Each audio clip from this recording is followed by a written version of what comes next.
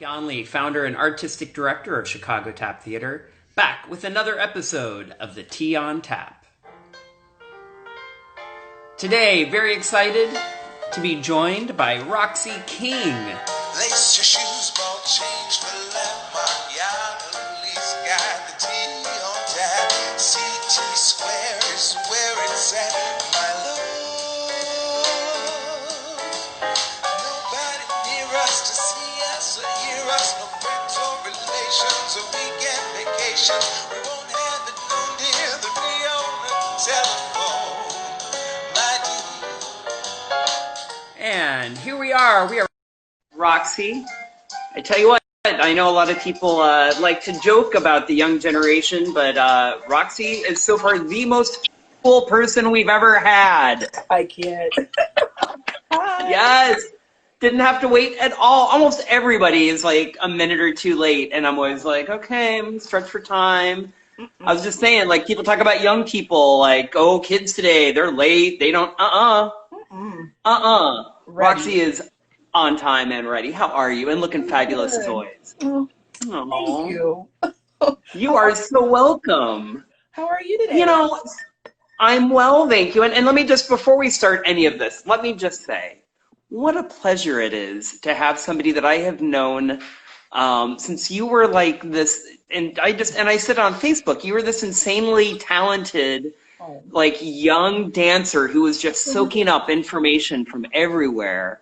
And to see you take all that and become this, beautiful young adult who's out there killing it, traveling around the world, teaching, artistic directing a youth company, like doing so much great stuff. We're going to talk about all of that, of course, but I just wanted to start the interview by saying how thankful I am that you're here and what a huge fan I am. Thank you for having me. It's a dream. Oh my God. It's been a long time since we've talked. It's been way too long. Yeah. Yeah, way too long.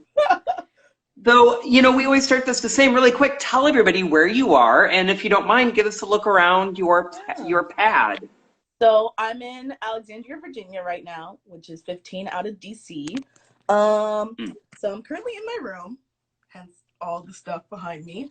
But what's kind of cool about my room that I've redone, let's see if I can flip it, is that I started making names of tap dancers on my wall of the greats, the legends, and my inspirations, minus the lamp. You needed light. So I created that as my quarantine project. That is cool. Yeah. That is really cool. So I love that. And I love that shade of blue on your walls. Thank you. My dad did that for me. It was green. It was one screen. Okay.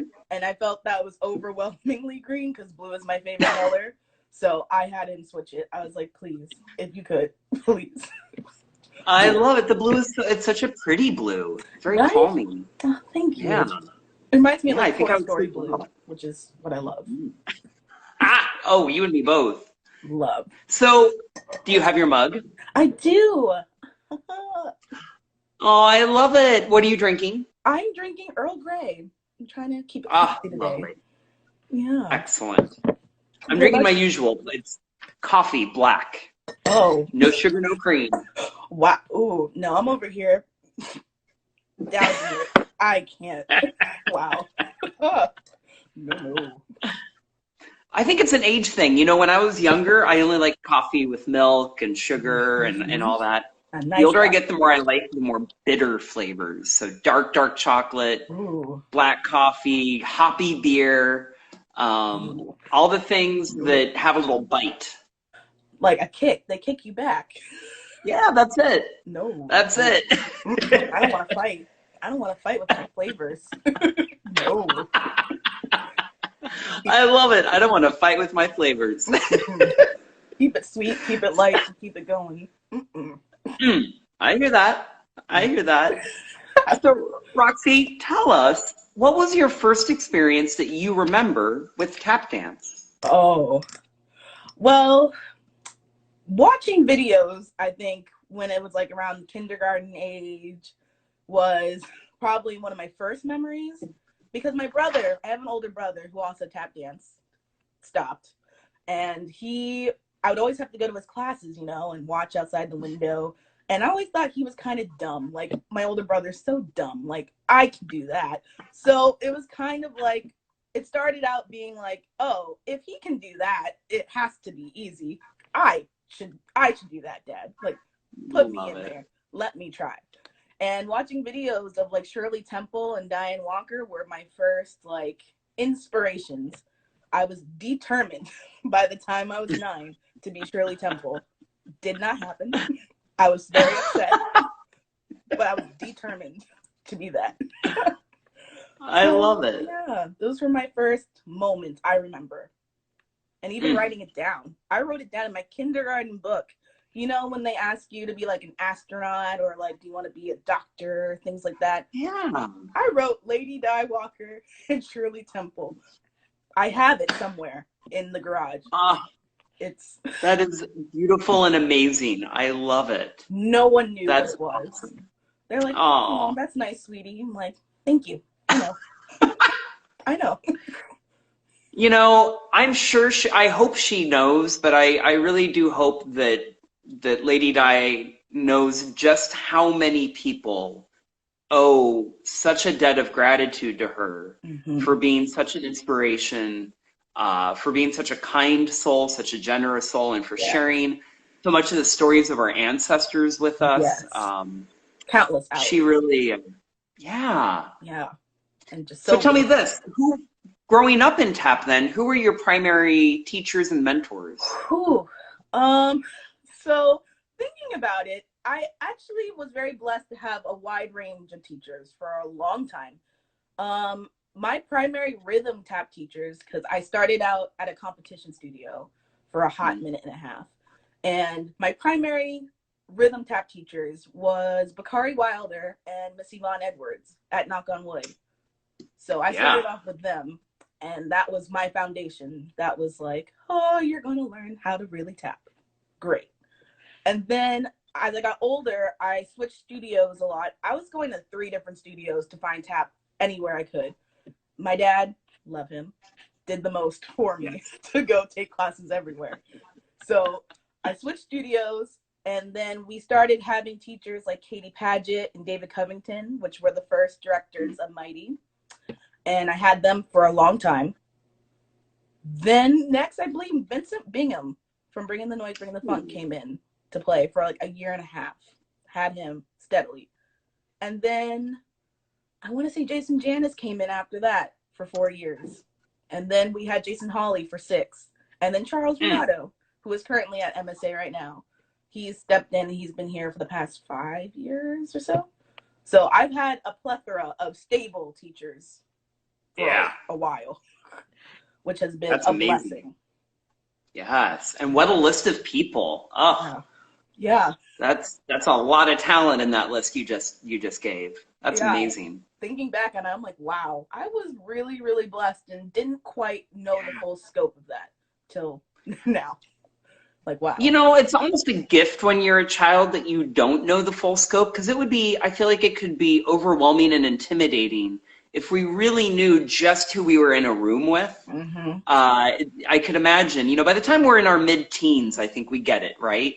Oh, it but when we're little, we just assume, like, oh, of course, everyone gets to have this experience and work with these people. And we get older and go, oh, my gosh, they don't. Right, right. Especially when you travel, because Chicago was my primary source of meeting people and gathering and talking about, like, oh, you know, I had class with Jason Janis this week. And they're like, what? You got who? Yeah. And I'm like, oh, who do you have? You know? It's a very shocking moment, but blessed to have it for so long, too. We had him for a long time. It doesn't surprise me hearing that list, because it certainly, I would say you are a reflection of all of those people. Oh. Yeah, you certainly can see all of those dancers speaking through you now. And of course, you're adding your own flavor, and I think it's what always happens as we become complete artists, which I think is usually in our 20s and 30s is when we really start to morph from like products of the people that we came from into becoming the people we're meant to be. Right. But yeah, I mean, that's to have all those people invest in you and give pieces of themselves to you. What a lovely gift. And Yes. couldn't ask for a better person to take it, right? Because let's be honest, you're a teacher now. We both Yeah. know you don't invest in students who don't want it, No. right? No. No. So Because you when you can't get force those it. students who care, yeah. So when it makes us want to give to them. Yeah. So Yeah, for sure. Oh, you're that's the product of them. lovely. So tell me this, is there anything that a mentor said to you that has stuck with you, that you still remember before you go out to tap dance or to Oh. teach? I guess that they've all said, I've had a couple mentors say a bunch of things, but one that stuck with me was that I am enough. I know enough to share. There's not one person that steps into a classroom and isn't able to share something. Isn't like everyone has something to say and it's all valid. Now I can't remember who exactly said that, but that's something I've always said to my students now. I'm like, you have something valid to say, and I want to hear you say it. And I'm going to give something back to you, and it's going to be just as valid. You feel me? Like, come, let's go. We're going to say it together. Yes. So I think that's one huge thing that stuck with me, is that everyone has something valid to say. So say it. That's beautiful. Yeah. So what was it all those years ago that made you fall in love with tap dance so hard? Like, what is it that made it stick? Oh, I don't know. Besides the competitive edge I had with my brother, of course, which I won. I'm glad to say. Yes. I don't know. I think it was something that came very naturally to me. I took a bunch of tap classes and ballet classes and jazz classes growing up, and nothing felt more at home than when I was in a tap class. And the fact that tap is not just something that's in the studio, it walks out with you. And I don't think a lot of art forms do that. I think tap is very special for having that ability to walk out and you still have tap dance around you, on you, and in you. So naturally for me, I was like, oh, we have to go for it. If I can learn more knowledge, I will. Because I was 7 years old in the 7-year-old classes, kind of bored. Not disrespectfully bored, but bored. Sure. I was watching other people and I'm like, okay, that's cute. They're being cute. But I know that on the other side of that door, there's an older kid tap class and they sound like they're doing something. I want to know what that something is.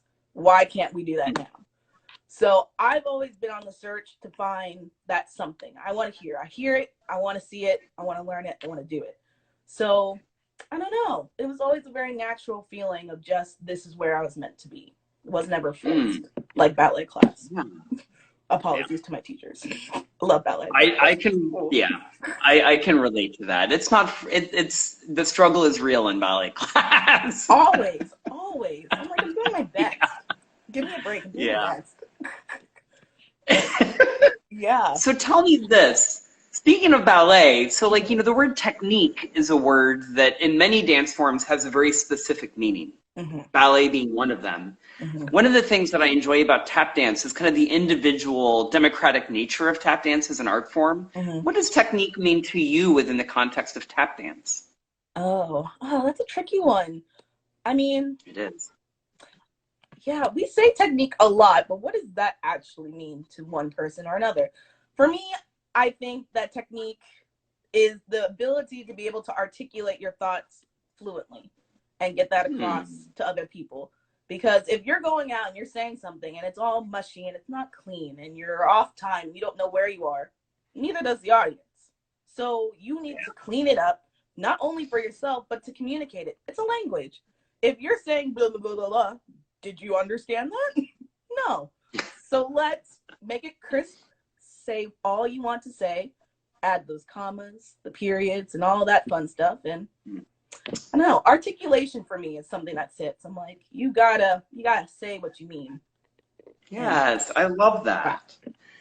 Yes. So, to me, two of the stories of tap history that I'm so fascinated by are the concept of lineage and the concept of regionality. And I'm curious, you are from the DC area, and the DC area has such a rich history of amazing tap dancers. Do you think that there is such a thing as either a DC approach or style to tap dance, or is there something about that area Oh, that makes tap dance so rich in that area? I don't know. I think it all has to do with where the money's going. Is there Mm. source resources to be able to have these studios so close by or so far apart? I I don't know. I don't think there's one DC dancer that dances like another DC dancer. I think it's very jumbled because of all the people we've been blessed to have come in. I think that it's been a nice, not melting pot, like a salad bowl of technique that's rolled in and cultivated and grown up in different areas. We are very blessed to have a lot of studios around that offer tap, Mhm. at least. So Yeah. I don't know. I think it just has to do with your resources. Where are you able to grab your information and how far do you have to go to get it? Mm. You know? Wow, that is really well put. I love that. Okay. Um, so I have to say, you've accomplished so much for being so young. Do you mind sharing how old you are? I'm 23. Yes. Oh my gosh, that's amazing. I love it. So can you tell me first about becoming the artistic director? And I have to ask, do you pronounce it dynamite or dynamite? Dynamite. Mighty and That's what I thought. mighty. Yeah. Yes. Can Yeah. you talk a little bit about that and your relationship to Mighty and all that? Like, give us some background. So, okay. Dynamite has been something that's been around for quite some time, on and off though. We started it on, I was nowhere near the lead of it, like the head of it, nowhere. I was dancing alongside of it and helping, every now and then. Because we used to have sessions of like teaching in little pockets, and Dynamite would teach and learn their pieces over here. I'd poke my head in and be like, walk out. But it changed from that. We took a break because we didn't have the students for it, and they could all dance in mighty stuff anyway. And then, raised them up. And then a new generation of kids came along, and we were like, well, what do we do with them? Dynamite comes back. And we had about like 20 or so kids when we restarted again. And I was helping Jason Hawley run that actually. He was guiding me along with how to run them, how to clean them, what to teach them, how to talk to them, because kids are a lot, especially when you are a kid yourself. And you're like, I don't have time for this. Like, just flap correctly, please. So, um, excuse me. It was a lot of patience, but I've always loved being able to teach and communicate something with people. So it wasn't like terribly hard to become that leader position for them. But now I have my own group and we are on Zoom now. And finding performances and making performances has to be the hardest thing I've come across because I'm also looking for performances as an artist myself. But they Yep. need to have it more than I need it at this current moment. It's something they need to be exposed to, like that, so that it's Mm. not a problem when someone's like, oh, come out on stage and do this. I want my kids to be like, oh, in my sleep, sure, go. So Love I it. think it's taking a step back from who I am and what I want to teach and what they need. Also making that differentiation. Wow, that's a big word. I don't even know if I said it right. Wow. But I love it. yeah, just being able to give them what they need versus what I want to get them. Yeah. Yeah. What have you discovered leading this youth company that maybe delighted or surprised you? What is one of the victories or one of the happy moments that you've had? Oh, watching a kid go on stage and not forget their dance. Mm. I don't know why. It's because I stand backstage. I'm very honest with my kids. I love talking to them. They're talking to me like a real person. I'll talk to them like a real person. So I'm standing Yep. backstage with them and they're freaking out. Like, they're so good. Oh my God, how are we going to go on after this? I'm like, just do what you know how to do, what I taught you, more importantly, and go and just live, have fun, mess up, cover it up. The only person I'll know is me, and trust me, I'm watching. I'll know. So go have fun. And just watching them enjoy being on stage and sharing what they know with the audience. Because the audience is such a jumble of people that do know tap, people that don't know. And the fact that they get to share it, their young voices get to share it. And it's their time to do that. So I light up when they get to go on stage and nail it. So, yeah. Lovely. That's a So I want you to talk to us about your connection with Brazil. Because I'll tell you, I remember just a few years ago, I feel like I heard about you going for the first time, and I was like, oh, what a cool opportunity. Mm-hmm. And the next thing I heard, you're over there like all the time. Yeah. You are Miss Brazil. Tell us, how did that happen? And why does Brazil resonate so much with you? What is it about Brazil and the Brazilian people, and maybe the Brazilian approach to tap dance, that is so simpatico with you?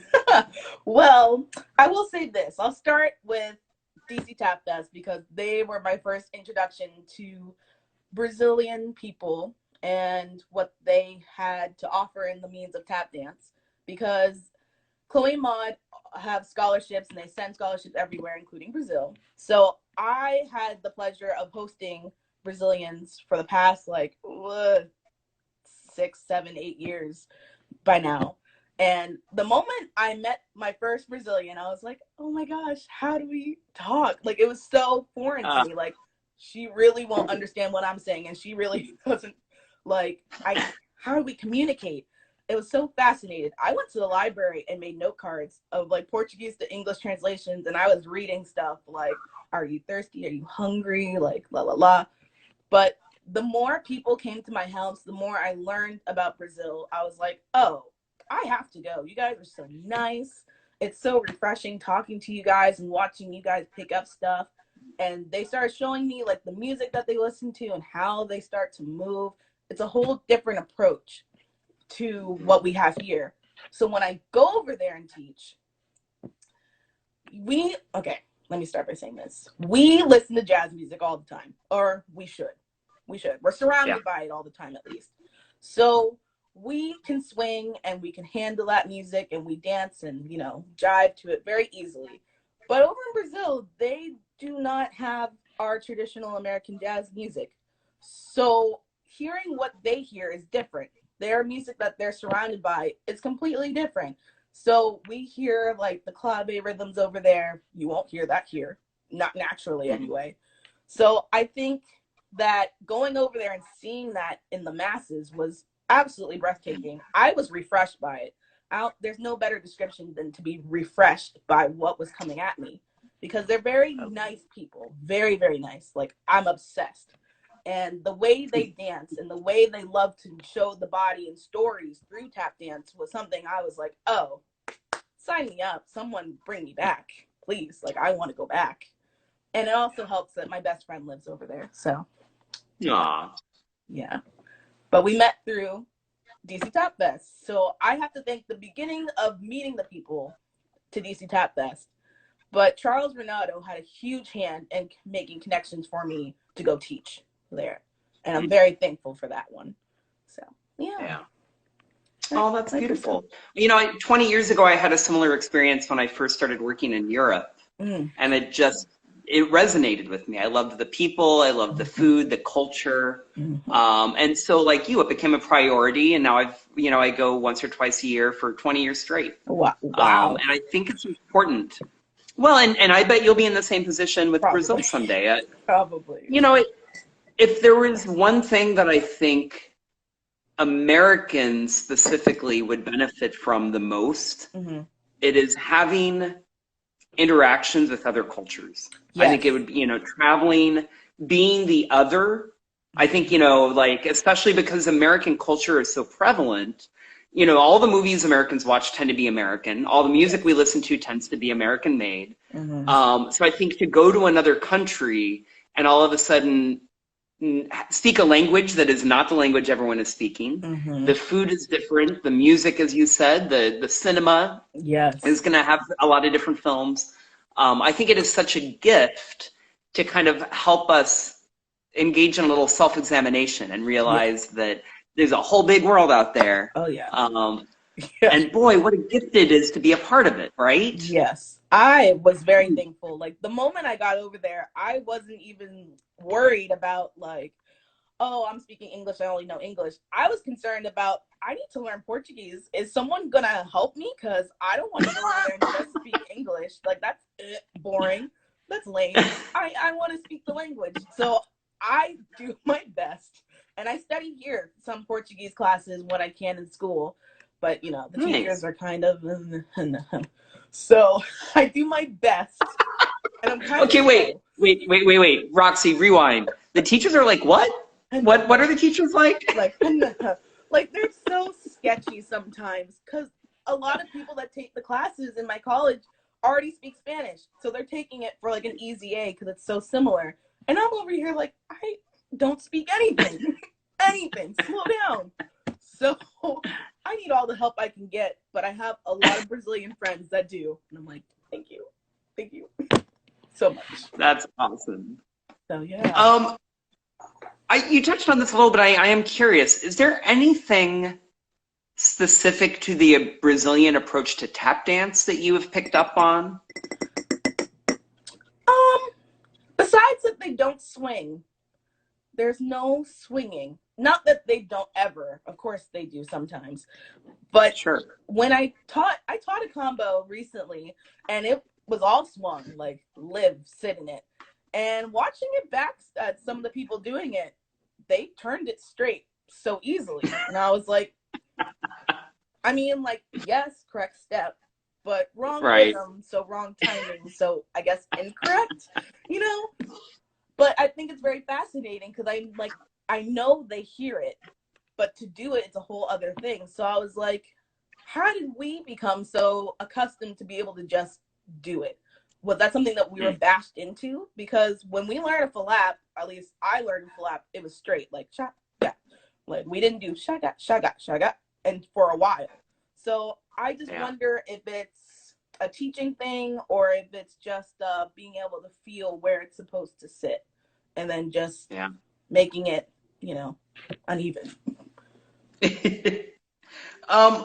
It looks so, correct me if I'm wrong, it looked from looking at what you've been doing lately. Mm-hmm. Are you also stepping into acting now, Roxy, or is that something you were always doing?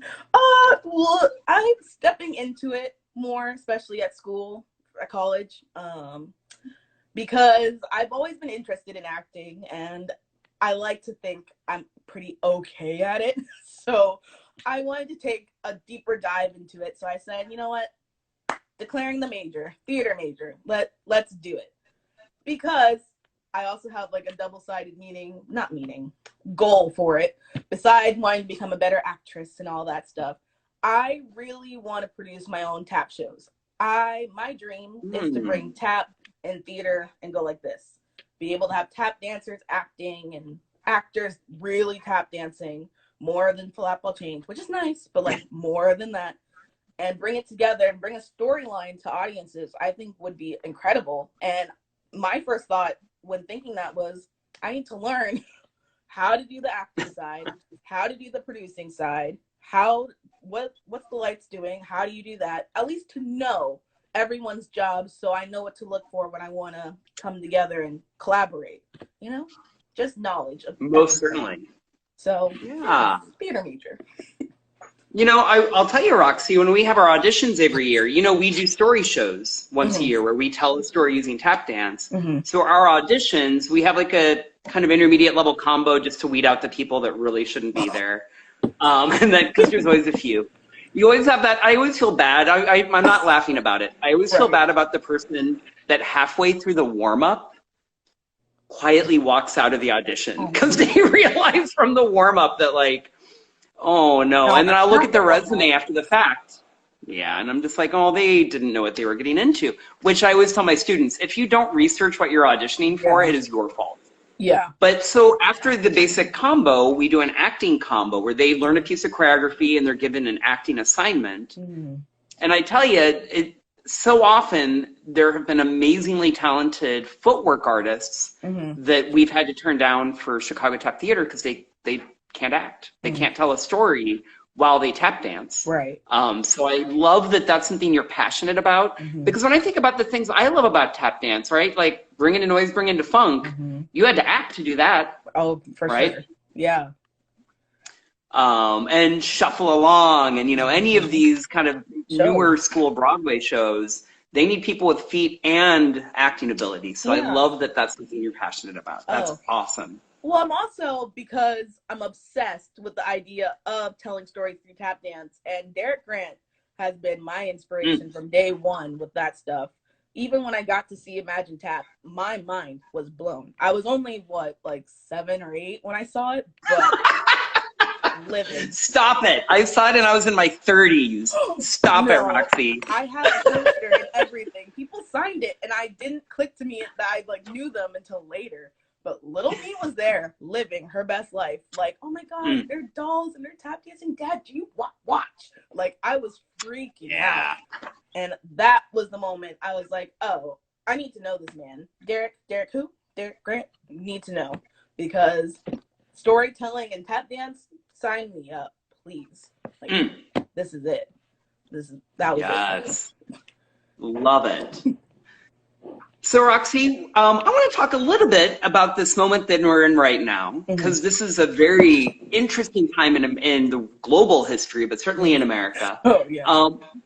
Right? Yeah. So one of the things I want to talk about is as we're seeing the Black Lives Matter movement become a real force in America, and as we're beginning to see some real transformation and some progress. Now, obviously, we have a lot of work to do. Yes. But I'm interested, what role do tap dancers have to play within this kind of awakening and this movement that we find ourselves in? Because I'm a firm believer that we need to bring what we know to the table, right? Yes. So as tap dancers that want to be responsible and responsive and engaged and a part of changing the world for the better, what role do tap dancers have within that?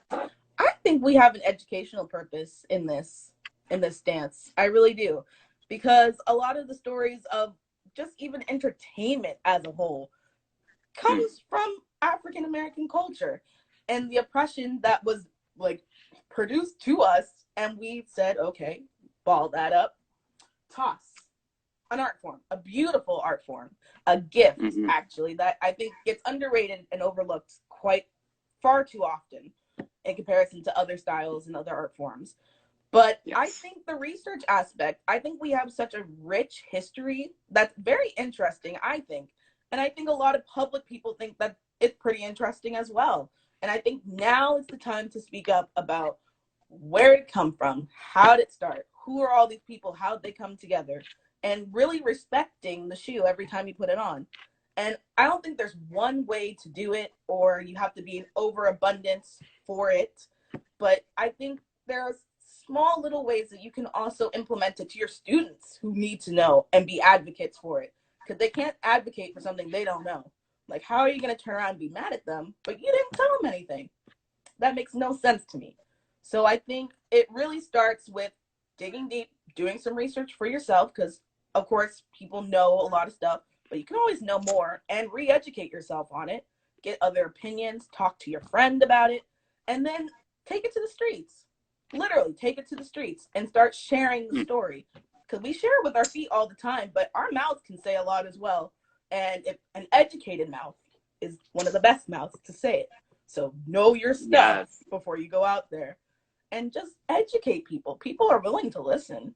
And it's the best time to do it. It's now, like right now. So, yeah. Yeah, Roxy, beautifully said. Thank you for that. I appreciate it. Yeah.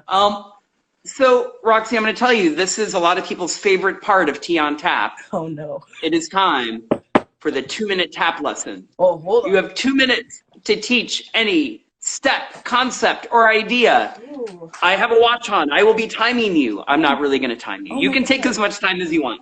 So intense. I'm like, I got to get my shoes. I'm in my slippers. Hello. Yes.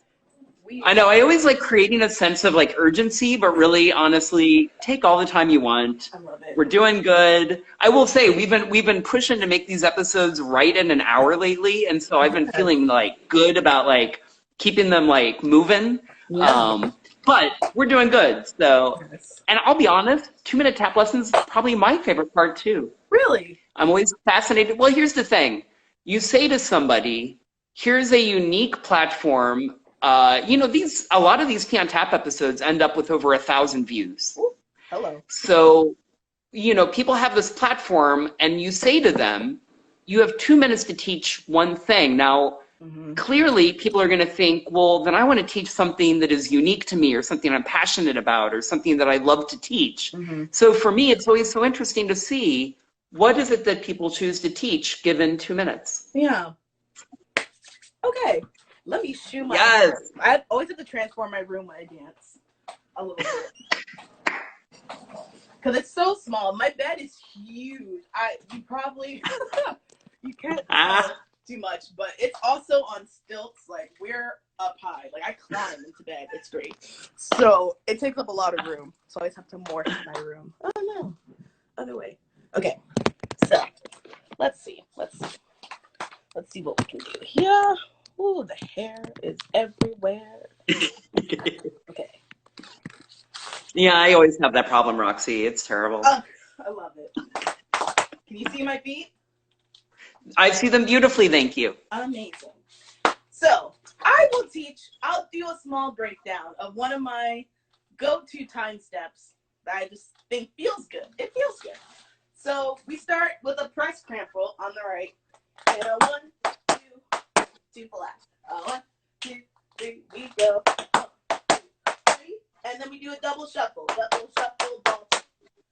So 1, 2, 3, 4. 1, 2, 3, 4, 5. And then we finish it. Shuffle, shuffle, ball, change. I think we do a shuffle, shuffle, I believe. 1, 2. Let me think about it. 1, 2, 3, 4, 5, 6. One more shuffle, ball, change. I lied. Press, roll, a lap, double shuffle, ball, change, shuffle, ball, change, shuffle, shuffle. That's how we switch. Shuffle, ball, change, shuffle, shuffle. So, whole thing. 1, 2, 3, 4. Now, 2, 3, 4, 5, 6, 7. Yeah? That's the right side. Same thing on the left. 1, 2, 3, 4. Now, so yeah, right and left side. Hello. So wait, go ahead, do it 3 times in a row. I want to hear that roll through because that is pretty. The break is always improvised. I was gonna say the break is always improvised. So yes, whatever you do want. it. Okay. I love it. Ooh, angles. Okay. All right, here we go. 3 times. 1, 2, 1, 2, 3, 4. 1, 2, 3, 4.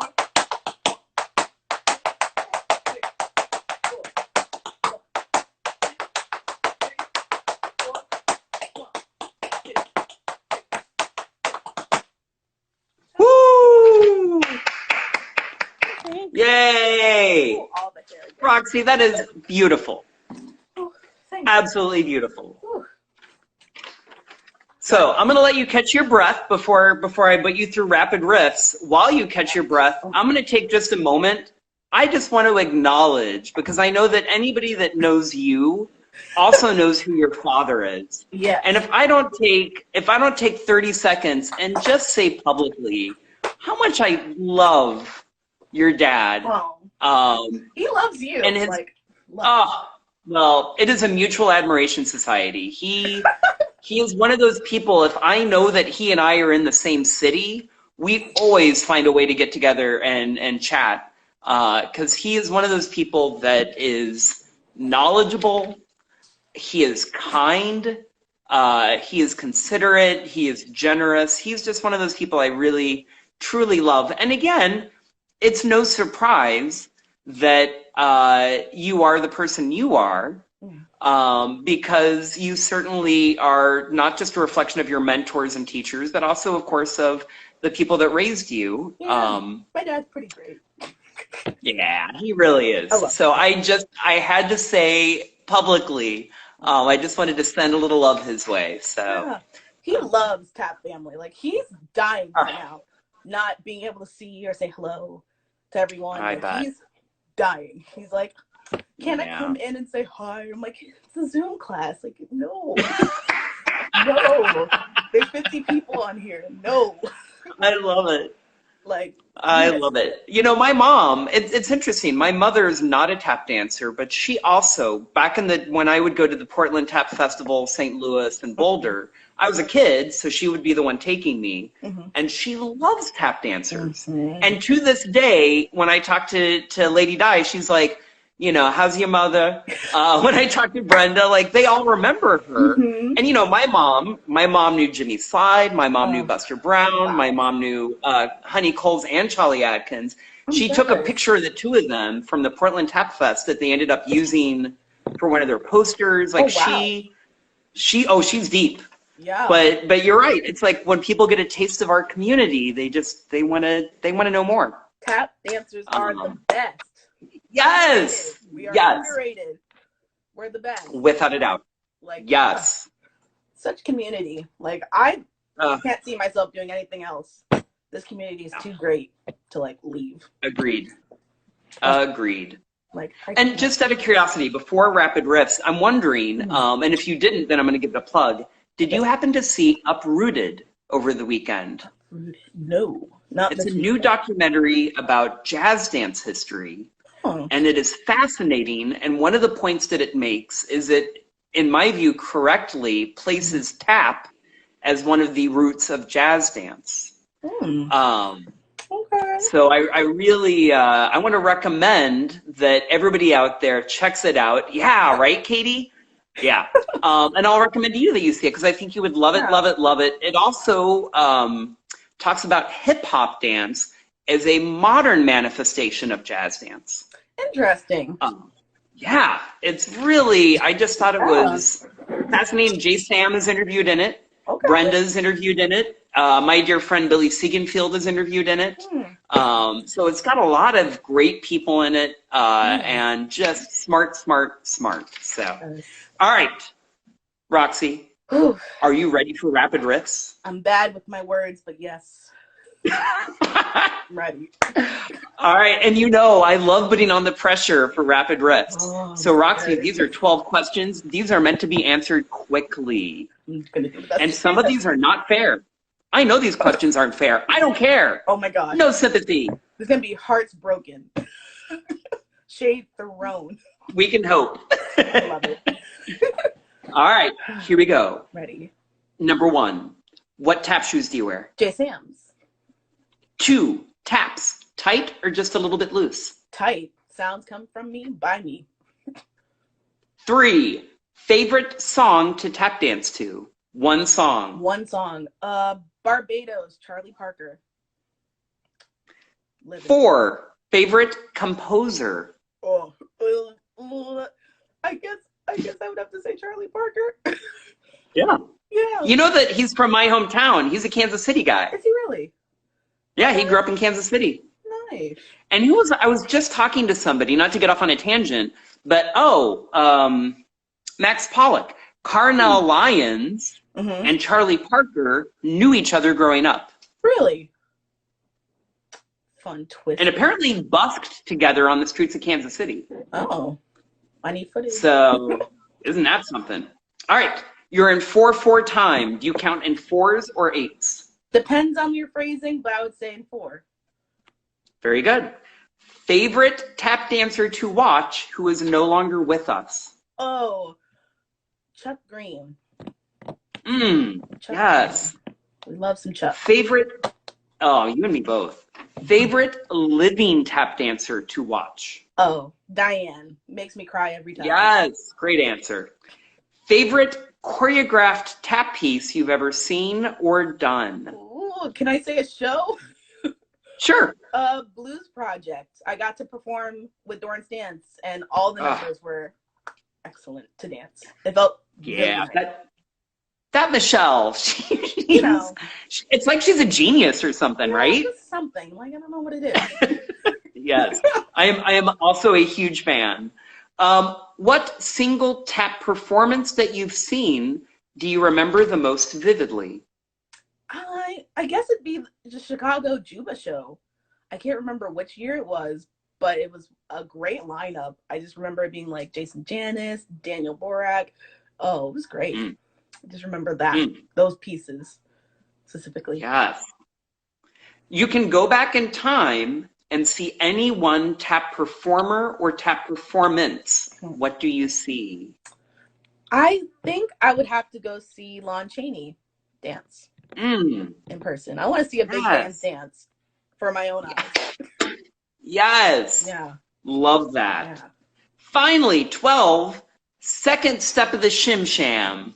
What count do you start on? One? I'm going to say one. Very good. So, Roxy, I would just like to point out again how many guests I've had, incredibly talented, older, seasoned, experienced tap dancers that had such a hard time answering some of those questions. And they hemmed and hawed and, oh no, I couldn't possibly answer that. You, right through, you were just like, bam, bam, bam, answer, answer, answer. Oh. Let me show them how it's done. Well done, Roxy. I'm not saying the Rapid Riffs is a test, but if it was, you got an A. Thank you. We got that 4.0. We love it. Yes, yes. So, Roxy, do you have any upcoming projects, anything that you want to plug or talk about? I actually do not. Zoom has kind of enthralled my life. So if you want to catch me on Zoom, let me know. Hit me up. Tell them where they can catch you. Do you have weekly classes they could find you at? I do not, but I am open for private lessons. So if you just send me an email or use my Instagram, I will get right back to you. We can set that up. Man, let me just give you an endorsement. Tap dancers, don't sleep on the chance to get a private with Roxy. Yeah, look her up. Get a class in. You will be a better tap dancer for it. Okay. I've watched footage of you teaching online. Oh. There's some footage of you doing, and I forget where you were teaching, but I've seen you working with a group of people, and you own that room. Oh. It was really lovely to see. Thank you. So, before your final question, I need to thank a few people, and I need to plug our show. Of course. So really quick, I want to thank Leah Koch, who you probably know as Leah Martin, who loves it. Yes. When I told her you are our guest, she was so excited. Oh my gosh, Roxy. I miss her. Yeah. I miss her. Oh. Yeah, she's one of the all-time great people on earth. Yes. So I want to thank Leah. I want to thank our staff, Molly, Allie, and Sarah. I want to thank our fabulous interns. They're working remotely and killing it. Emily and Allie. I want to thank the business manager of Chicago Tap Theater and my heart, Jennifer Yonley. I want to please let everybody know Chicago Tap Theater has classes every Wednesday. We have an advanced professional class 5 to 6 and an intermediate 6 to 7. Check it out on Zoom. Normally, I would be announcing who would be on Tea on Tap Sunday. This Sunday, no Tea on Tap. Why? Because we have a show. You're right. Yes, Chicago Tap Theater. We have a real show in a theater with lights, sound, live music, costumes, all those things. Remember those things? Weren't they fun? You know. So we have a show called 30 Feet Together, 6 Feet Apart. We have been rehearsing it following every safety and health guideline of Chicago, Illinois, and the USA. We are not playing around. We are rehearsing in our masks. We are using sanitizer. We are keeping our distance.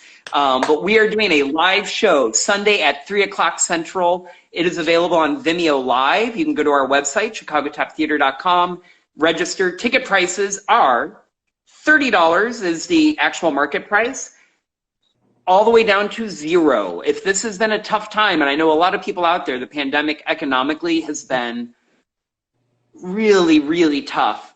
Please get one of those $0 tickets. Come see the show. We firmly believe art should not belong to the wealthy. Art should belong to everybody. So if you're doing fine, please pay for a ticket. It helps us offset the people that can't. But if you need a ticket for free, take it. That's why we have them. Mm-hmm.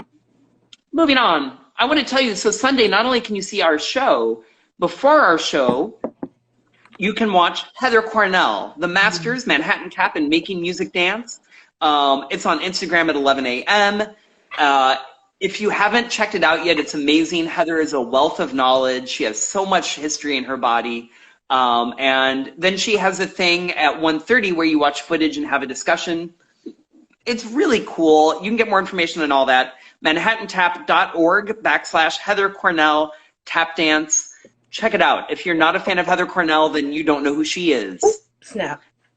I'm just going to say that. Love it. So I want to thank all the people for joining us. Roxy, I want to thank you so much. Thank you. It is time for the final shuffle. Oh, shuffle, ball change. Are you ready? Oh, I'm scared. Roxy, Sorry. when you shuffle off, I know. Well, and here's the thing. It's one thing for me to ask this question of a tap dancer in their like 50s, 40s, 30s even. It almost feels ghoulish asking it of such a young dancer. But let's be honest, eventually we will all shuffle off this mortal coil. Sure. Roxy, when you shuffle off this mortal coil, how would you most like to be remembered as a tap artist? I would love to be remembered as a very caring, open person, like Aww. Diane. That would be my absolute dream. To be able to share, travel, and connect with people and like share what I love with others. Yeah, that would be it. Roxy, I have no doubt that is exactly how you will be remembered. I want to thank you so much for your time. I want to tell you I love you dearly. I have. It's been such a joy knowing you for so long, and like I say, it has been a while, and it just I hope you take this. I don't mean this like in a I mean that because I am older and I've known you so long. I'm just super proud of you. Oh, thank you. And I think pride, like, that's a weird thing to say maybe because you're like an adult professional artist now. Okay. But having known you when you were a kid and seen who you've grown up to become, I'm full of You're gonna pride. make me cry. Don't do it. Well, I mean it very genuinely. Thank you. I want to thank you. I want to thank everybody for joining us, and we will see each other soon in person. Yes. Take care. Bye, everybody. Bye. Bye.